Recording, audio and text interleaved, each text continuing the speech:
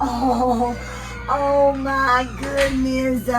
Somebody got a nail caught in here. There we go. Oh, These guys are starting to open their eyes. So. yeah, see that? Yeah. Oh, how Except precious. this one's not quite there yet. But Oh, you're darling. yeah, I'm working on it. Look at me. I got them half open. Yes. Well, God bless them. See, now they're clean. I like this a lot better for you to see them this way. They're hungry. Hey, we are hungry and we will get fed. We will, but we got to warm up just a bit first. Yeah. Bless her little heart.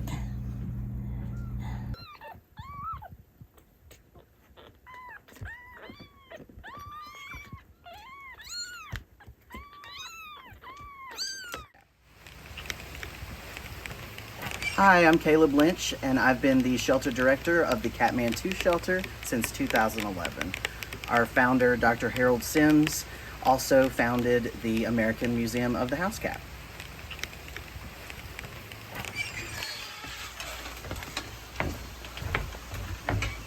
And our shelter has an open, cage-free design.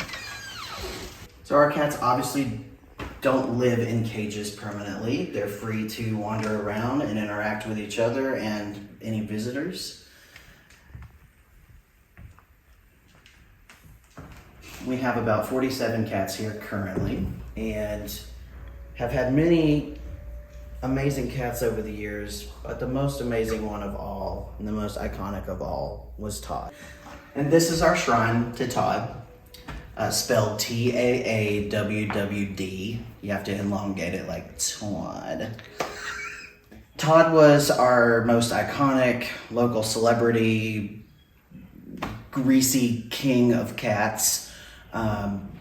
He was 22 when he passed, which is like 1100 in human years. And he was with us for 11 years. So some of the pieces on his shrine, on his current shrine, I'm adding to it all the time, was this charcoal sketch a friend of mine made for him years ago when Todd was still with us. This one up here, some friends of mine / fans of his ended up making that for me when he passed away. This little 3D felting of his sweet little face with his tongue out. Friends that are very close in the rescue world, they had that made for me. And it's great because it's also kind of unpleasant to touch because of the way that it's made. So it's very reminiscent of the real Todd.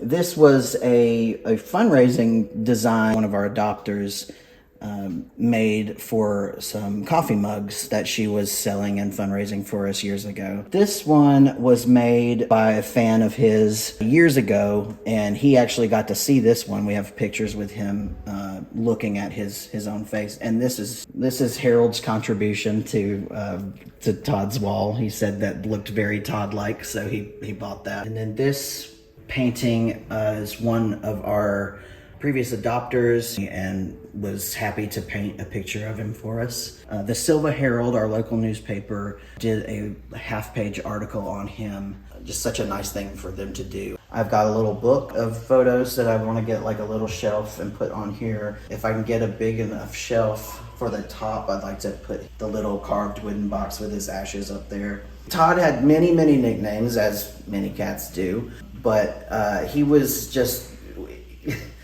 We called him his royal greasiness, the crunchiest, greasiest, crispiest, oldest, most profoundly ugly, in the cutest way, cat. A little gremlin, a gargoyle, anything. He was just such a strange looking cat and a strange feeling cat, and he was just so different that he needed all these different names. But we mostly called him the king. He was the king of the cats.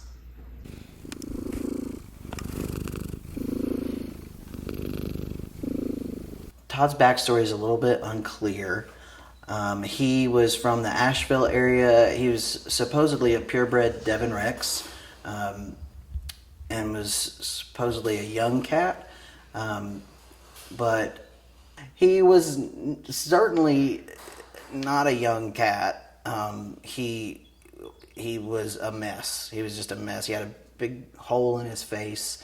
You could see like through the other side of his face. It was just gross. He had a real bad infection, and he almost died because of the infection.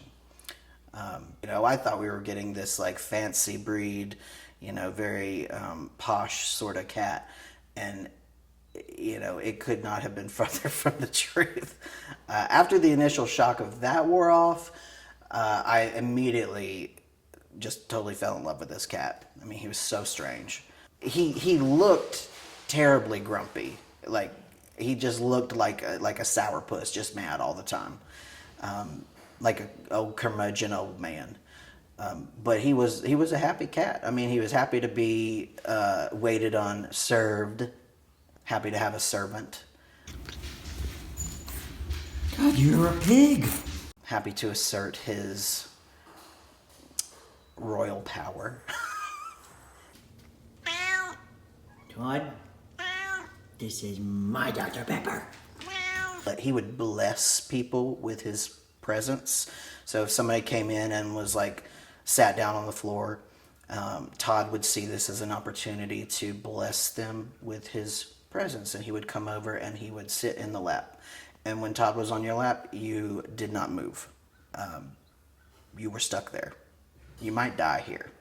You may just need to forget about the rest of your life because now you're stuck with this cat on your lap. He also would do this thing where he was a demanding cat. He would holler at you. I actually have a video of him doing nothing but hollering, a compilation of his hollers. What's wrong? What's wrong, Todd? Every morning when I'd come in, he would be at the door or on the cat towers waiting to be fed and would yell at me until it happened. And he would need to be served directly. The plate would need to be placed in front of him. He wasn't going to walk over to the plates like some peasant. No. The king needed to be fed. God. He's just ridiculous. Those are his best qualities, is that how ridiculous he was and self-involved he was. I think Todd lived so long because he had something to live for. He had so many friendships with not only other cats, but like people that would come just to visit him. And of course, we gave him good veterinary care and kept him happy. But that doesn't always happen with, lots of old cats don't get to live as long as he did. I think a part of it is spite, really. I mean, he was a stubborn old man.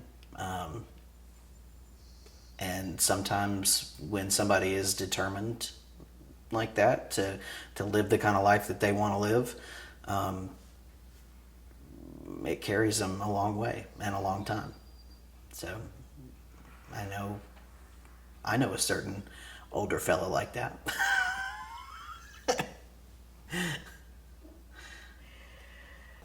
Harold is pretty stubborn in a very determined sort of way. He's got a vision of how he wants things to be, and that's carried him a long way too. So, maybe there's something to that.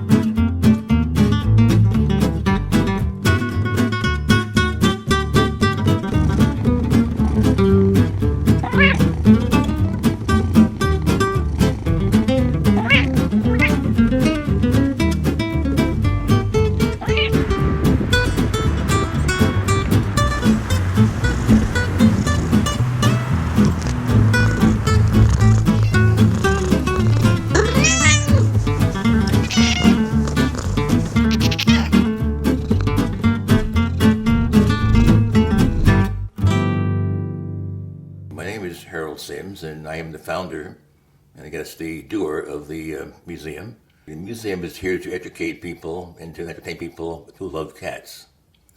Money from the museum, beyond what we need to operate the museum itself, goes to my shelter over in Cullowhee, which is a no-kill, no-cage shelter, which is a new concept for shelters in this area. And we have a spay and neuter program which takes care of people's cats for low cost. I have everything in here about a cat from nuts to bolts. And it's all here to see and to learn from and to understand that the more of the cat than just having it a pet in your house. They've got a lot of history in the background, came before man came on the earth, helped man survive when he wouldn't have any other way to survive but eating grain that mice were eating. Because then the cats came along and ate the mice. And people could survive living in cities.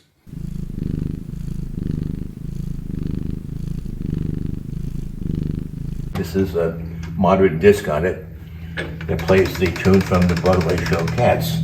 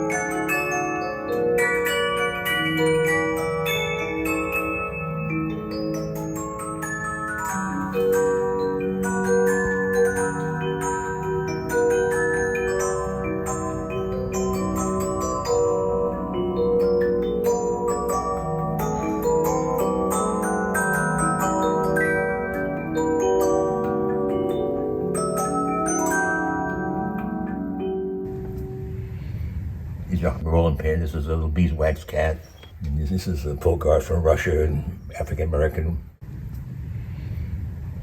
It's a collar from King George's time when he was king in England. A couple hundred years old, I guess. Could be.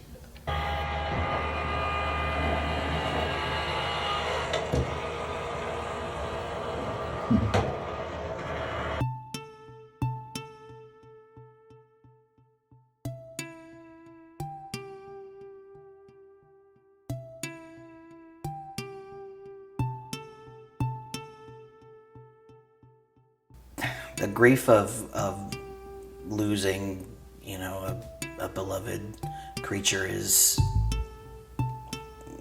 very difficult to deal with. I've had to do this many times where I've had to euthanize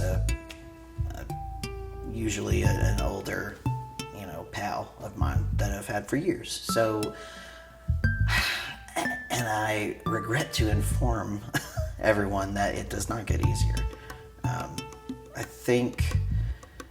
I think I approach like everything in life with humor, because if you don't laugh, you might cry or scream and never stop.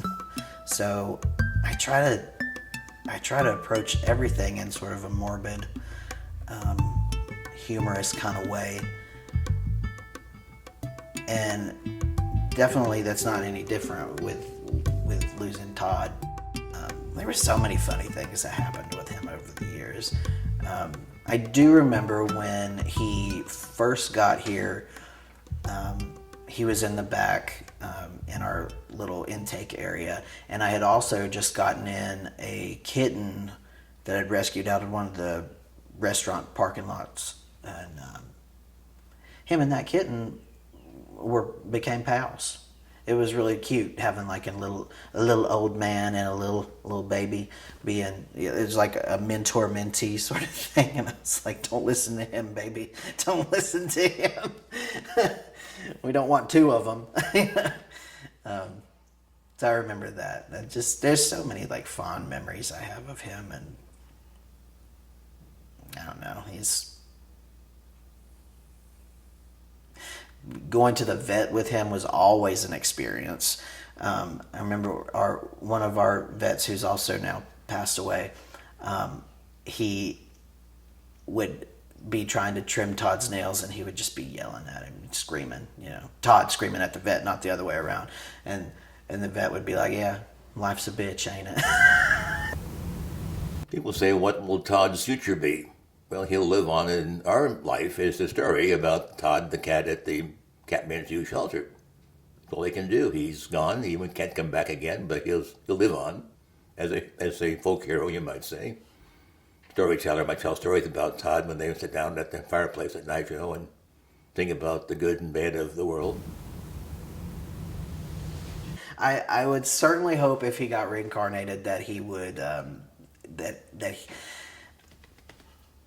that he would live like the best life and not have any of the bad parts. I guess the bad parts of life kind of give us character, and he was certainly a character. But I don't know. I just think he's probably in the great litter box in the sky somewhere and being a greasy little angel. That good?